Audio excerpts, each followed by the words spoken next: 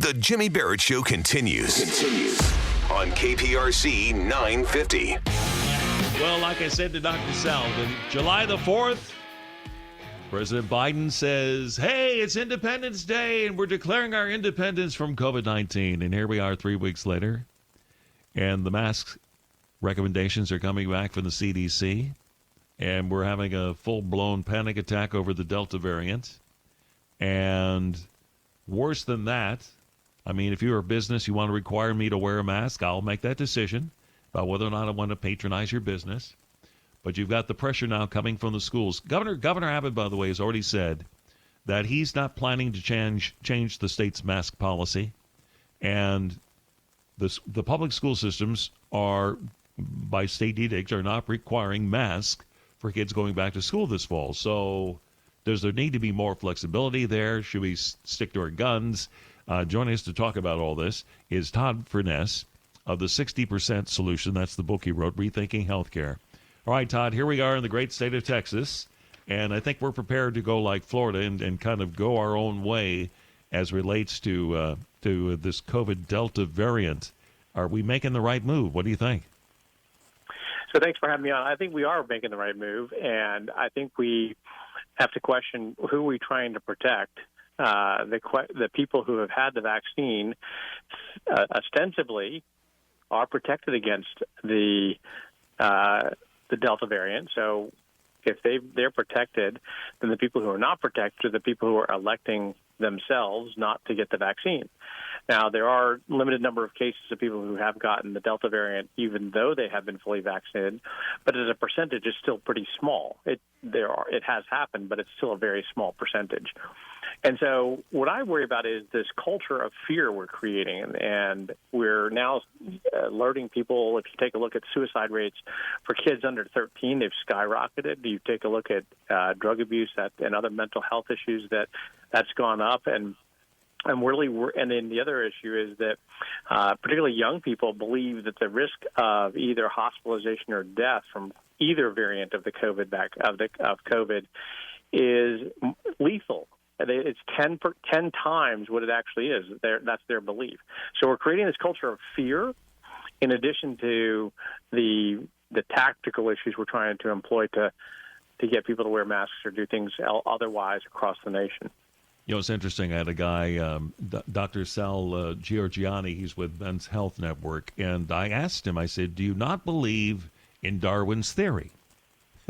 And Darwin's theory, of course, is only the strong survive. In other words, if this vaccination is the be-all, end-all, and that's what you need to avoid getting COVID-19 or a serious case of it, then you make your own decision, smart or not so smart.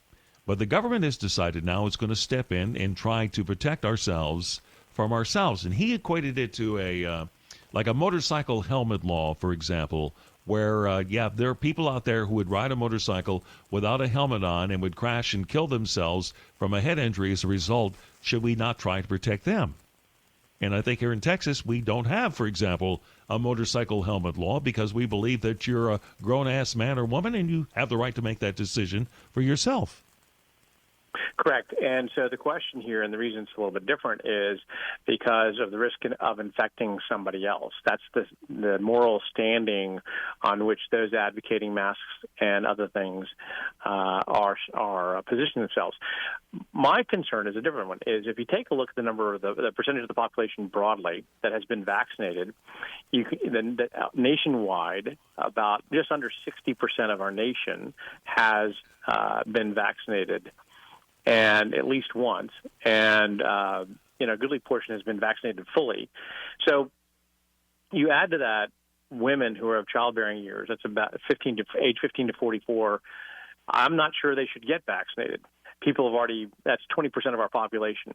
10% of our population has already had the disease, and then you've got another 10% who have a natural, or 5% that have a natural immunity. So pretty quickly you get up to 85 or so percent of Americans that would fall into the either they've been vaccinated or they don't need to be vaccinated category, which leaves a limited number of our population left. And so what we're doing, the dialogue we're having is what are the rights of the individual versus the rights of the collective.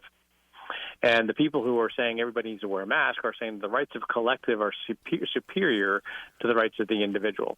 And from my perspective, we as a nation have always taken the other view, which is the rights of the individual shall not be taken away unless there's a compelling public policy reason for doing so. And in this instance, what the argument is that the risk, not the actual result, but the risk of being infected with this virus from somebody who has the virus is so great that we ought to be taking these other measures. Well, the reality is that increasingly with every passing day and every additional round of vaccines given, there are fewer and fewer people who are subject to that risk. And so to me, what we have to do is go back to our North Star as a country and say the rights of the individual are superior. I would agree with you, sir. Here's something, though, I find ever so much more scary than mandating masks again, and that is what evidently is coming next. And many of us have been predicting this for months, that it would come to this, and it will start at the federal level. But I believe there are plenty of large corporations who are going to go ahead and play along with this, and that is the announcement we expect sometime tomorrow from the federal government that all federal employees will be mandated to get a vaccination or lose their job.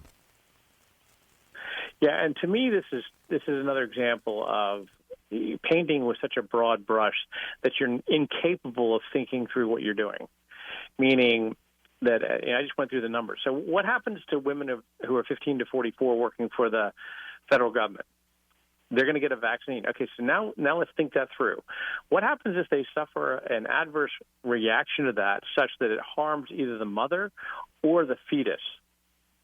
Who does that person to look to for some help there? It's not going to be the federal government. They're going to say, "Look, we're not helping. Sorry, bad luck. So you should have walked away from your job instead." Yeah, well, not a lot of people are going to be willing to do that. And we're talking, by the way, when you're talking about federal employees, if you're going to mandate every federal employee must be vaccinated, you're talking about over 2 million people. Yeah, it's coming up on 3. You're right. Largest employer in the world. Absolutely.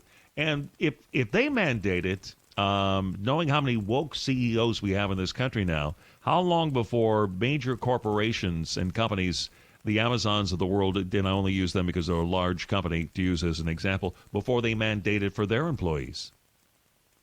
Well, I think that's a fascinating question, but I think it's even more fascinating when you raise the issue in the context of our current employment dilemma.